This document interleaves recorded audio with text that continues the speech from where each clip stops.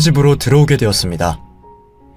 그리고 저희가 시모를 모시기로 했다고 남편 형제들에게 말하자 남편의 형제들이 또 화가 잔뜩 난 상태로 저희를 찾아왔습니다.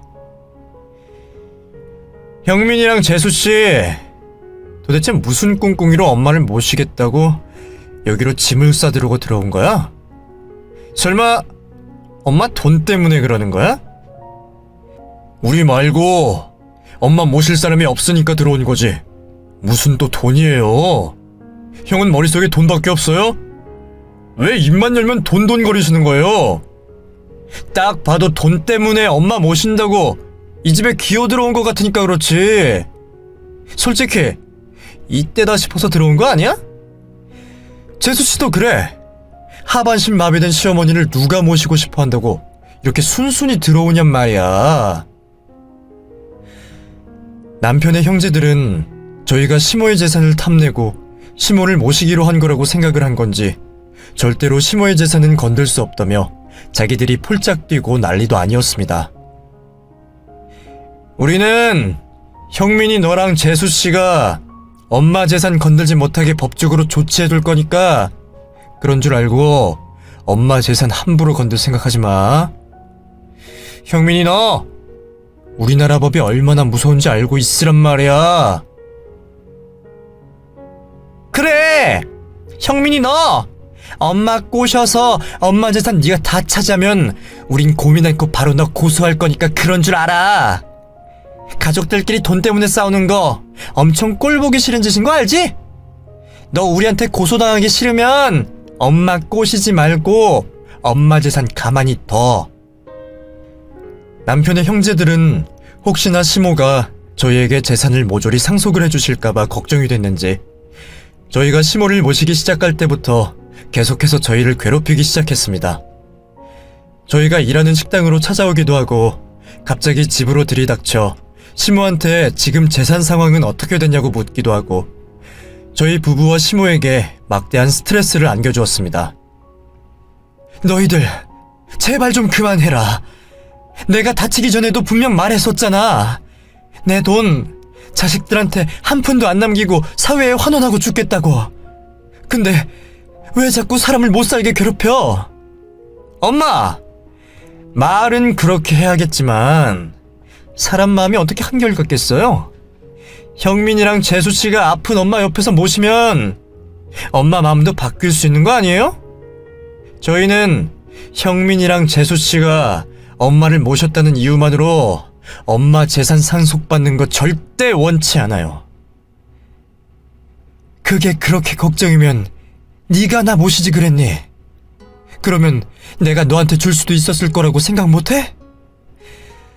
어쨌든 다시 한번 말하지만 나는 내 재산 사회에 환원할 거고 변호사 불러다가 그렇게 하겠다고 유언장까지 작성할 거니까 이제 사람 좀 그만 괴롭혀. 시모가 변호사를 통해 유언장을 작성하겠다고 하자 아주버님이 그 말에 눈을 번쩍이며 이렇게 말했습니다. 엄마, 그러지 말고 우리한테 각서 한 장만 써주세요. 형민이랑 재수씨한테 재산 상속하지 않겠다고. 자식들한테 상속하더라도 골고루 나눠 상속하겠다고 저희한테 각서 써주세요. 그렇게만 해주시면 저희 엄마랑 형민이 부부 괴롭히는 거 그만할게요. 아주버님의 제안에 시모는 흔쾌히 수락을 하셨고 변호사까지 불러 온 가족이 둘러앉은 곳에서 각서를 쓰셨습니다. 남편의 형제들은 그 각서를 받아들고 나서야 저희를 괴롭히는 짓을 멈추었는데 그 이후로 시모를 찾아오지도 않았습니다.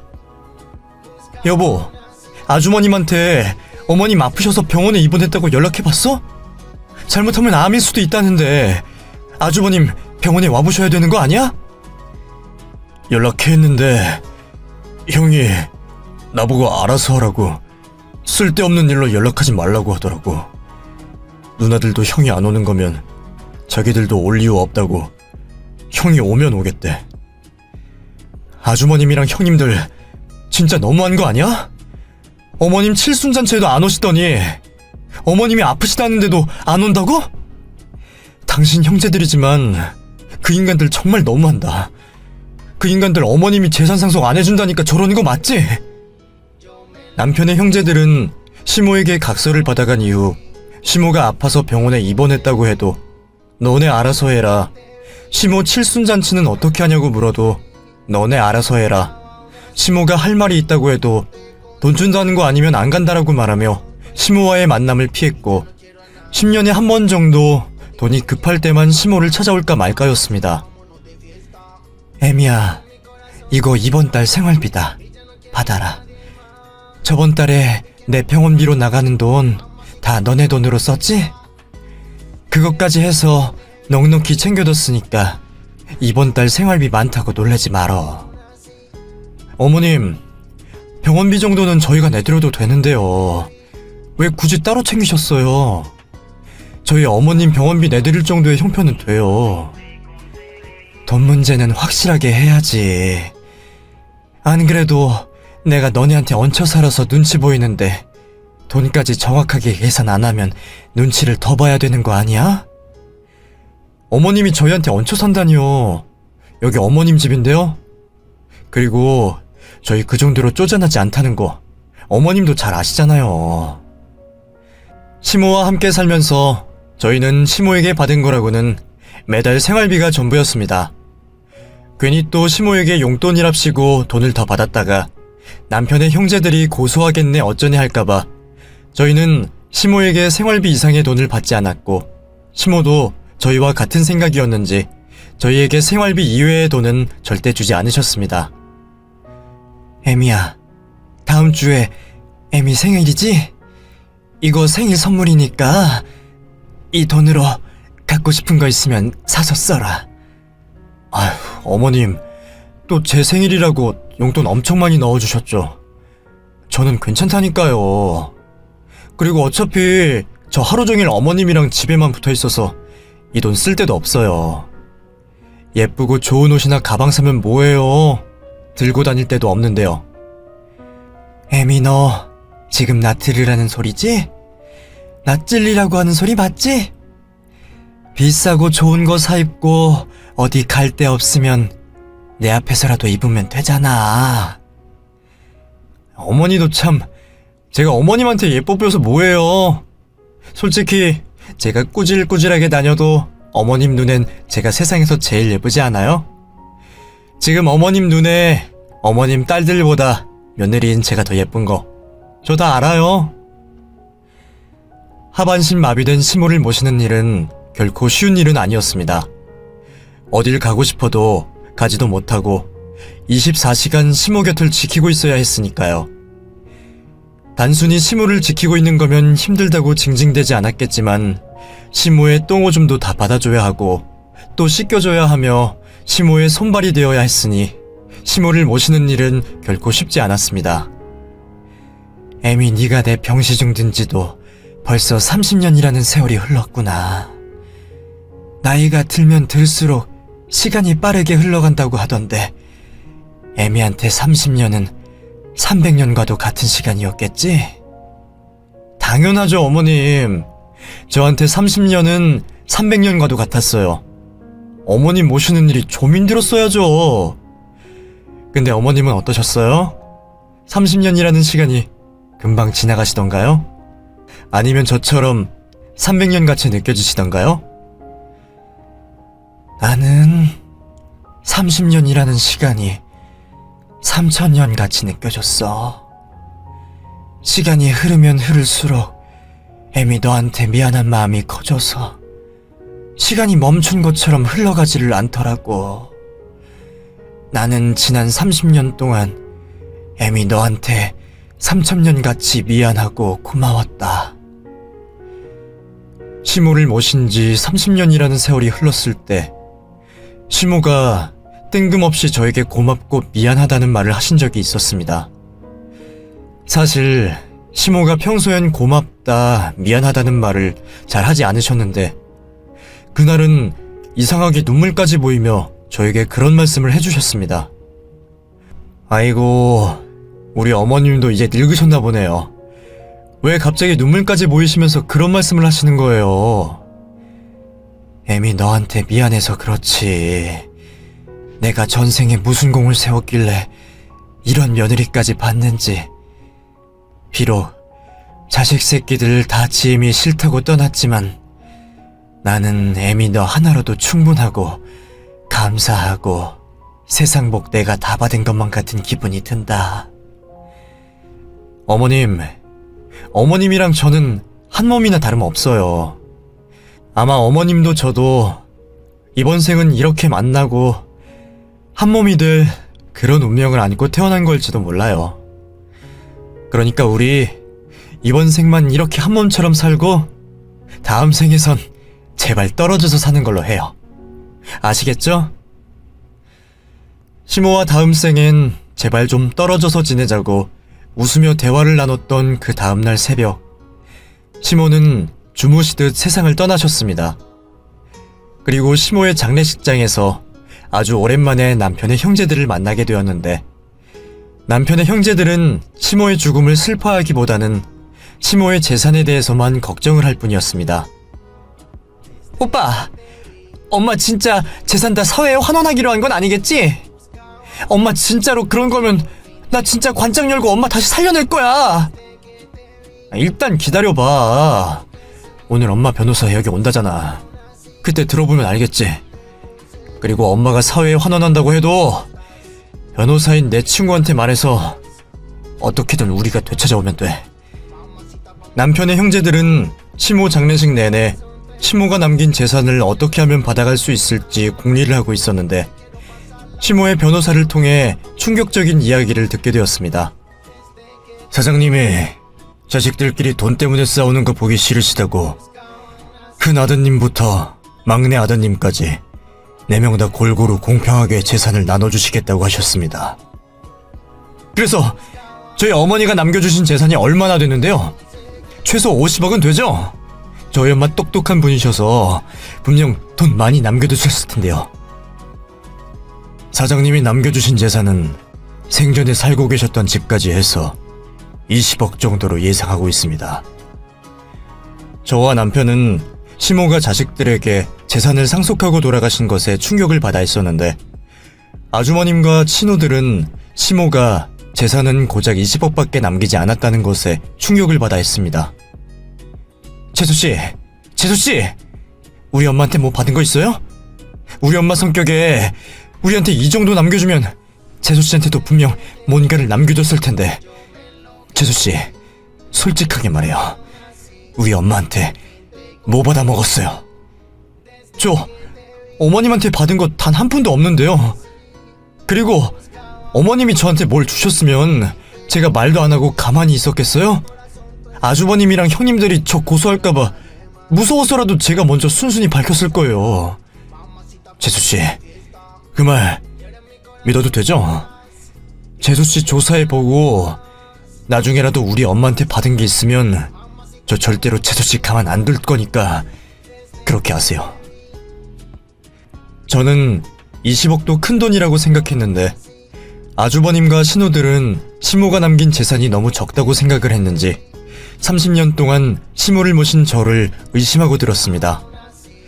장례식 때는 정신이 없어서 별 생각을 못했었는데, 시모의 장례식이 끝나고 시모가 없는 빈집에 들어서고 나서야 억울함과 속상함, 그리고 자괴감이 밀려왔습니다. 어머님, 정말 해도 너무하신다. 본인 배로 낳아서 기른 자식보다 내가 더 예쁘고 내가 더 좋다고 하셨으면서 어떻게 나한테는 단 한 푼도 안 남겨주실 수가 있어요? 아무리 자식들이 싸울까봐 걱정이 돼도 그렇지, 주실 거면 나한테 주시고 가셔야 되는 거 아니에요? 여보, 너무 화내지 마. 엄마가 내 몫으로 남겨주신 돈 당신한테 다 줄 테니까 화 풀어. 엄마도 나름 당신 생각해서 내리신 결정일 거야. 나를 생각하셨으면 돌아가시기 전에 어머님 재산 다 나한테 주셨어야죠. 어머님 재산이 탐이 나서 어머님 모시기 시작한 건 아니지만 장작 30년이라고요. 3년도 아니고 10년도 아니고 30년이라고요. 내 평생을 바쳐서 모셨는데 어떻게 나한테 10원 한 장을 안 남겨주실 수가 있어요? 아니면 적어도 이 집만큼은 저 주셨어야 되는 거 아니에요? 시모가 자식들에게만 재산을 남기고 30년 동안 병시 중든 며느리인 저에게는 단 한 푼도 남기지 않았다는 사실에 대해 화가 치밀어 올랐습니다.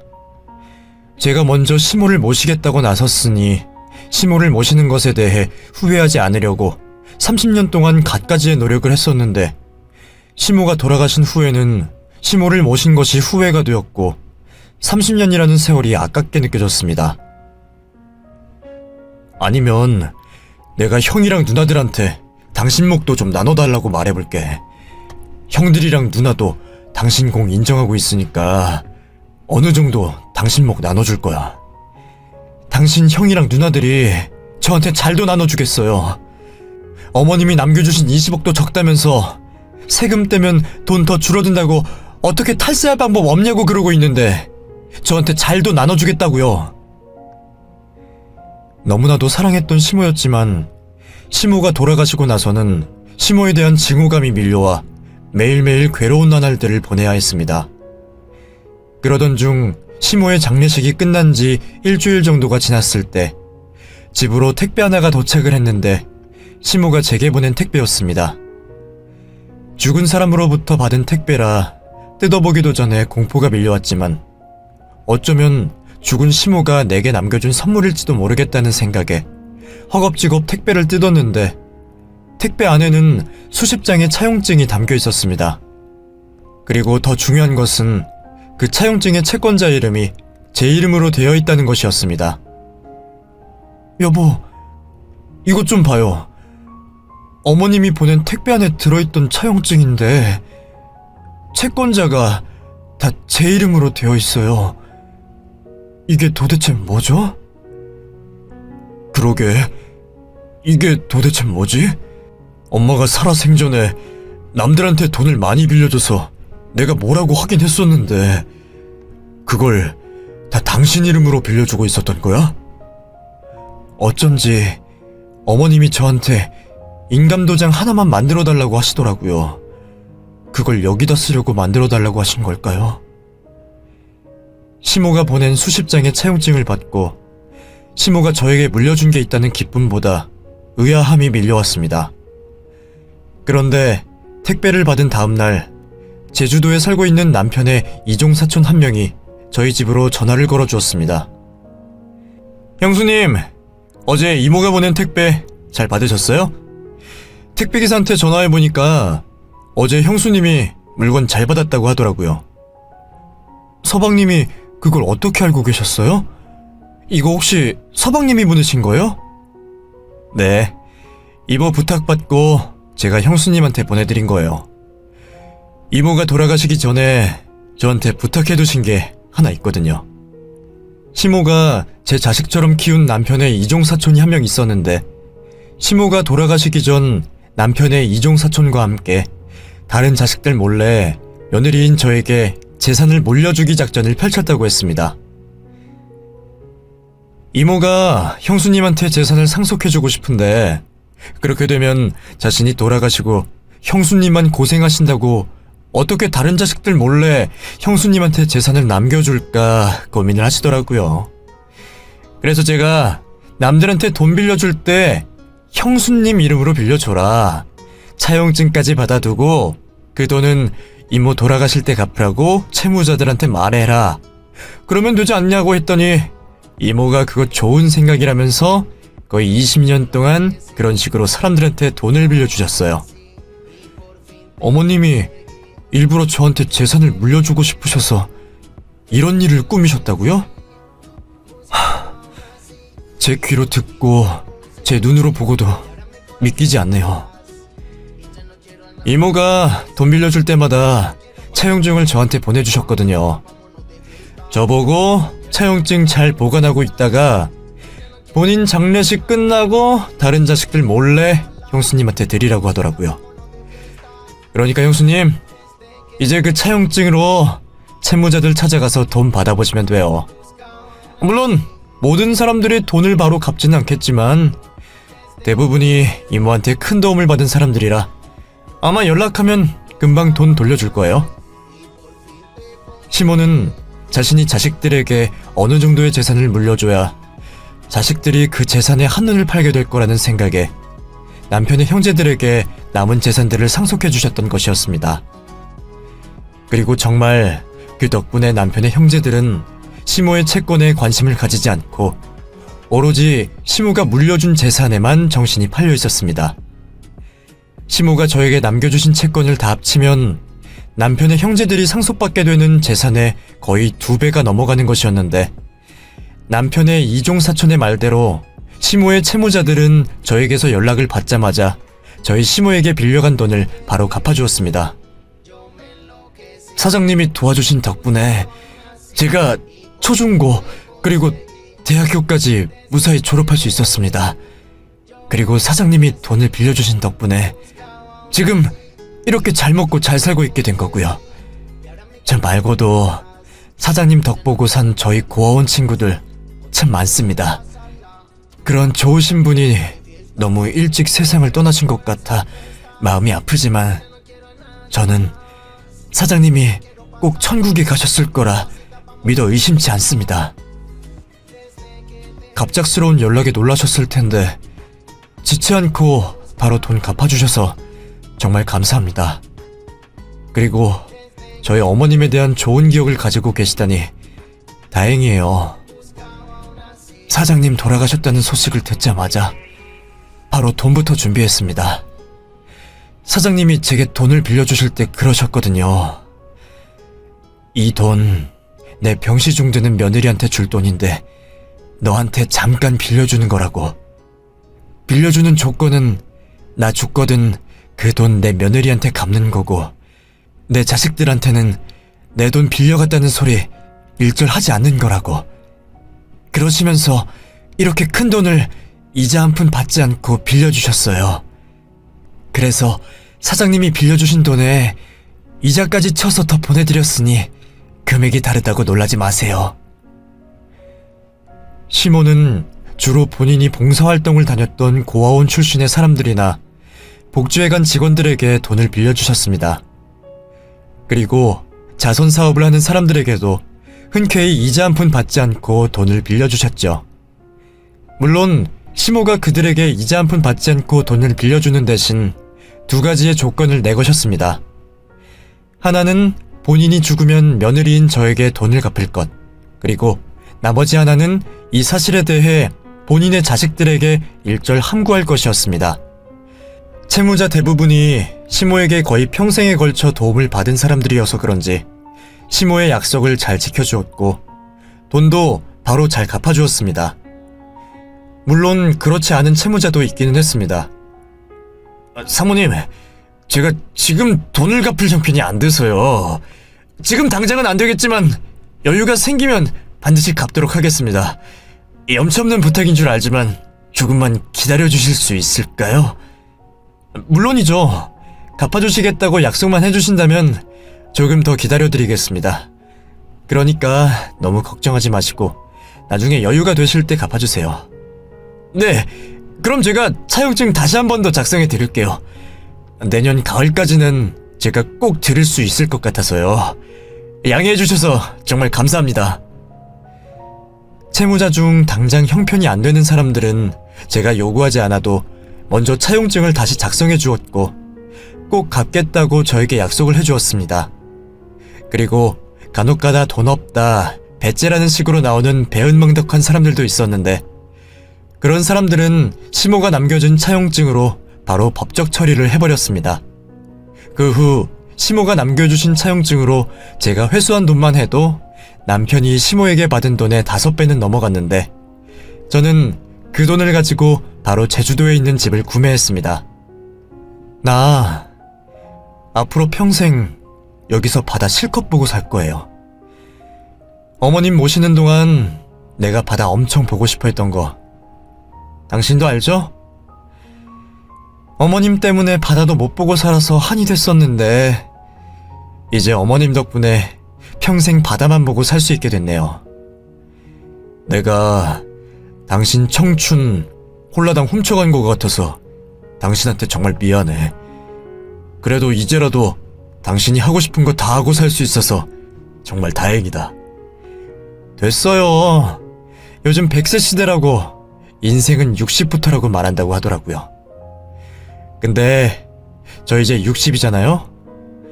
적어도 30년은 더 살 수 있을 것 같으니까 지나온 30년이 후회스럽지 않게 저 남은 30년 열심히 살 거예요.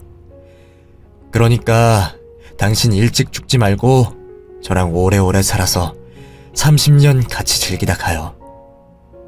그렇게 저는 지금 시모가 물려주신 돈으로 제주도에 근사한 집도 사고 해외 이곳저곳 여행도 다니며 그동안 자식들에게 못해줬던 것들도 다 해주며 살고 있습니다.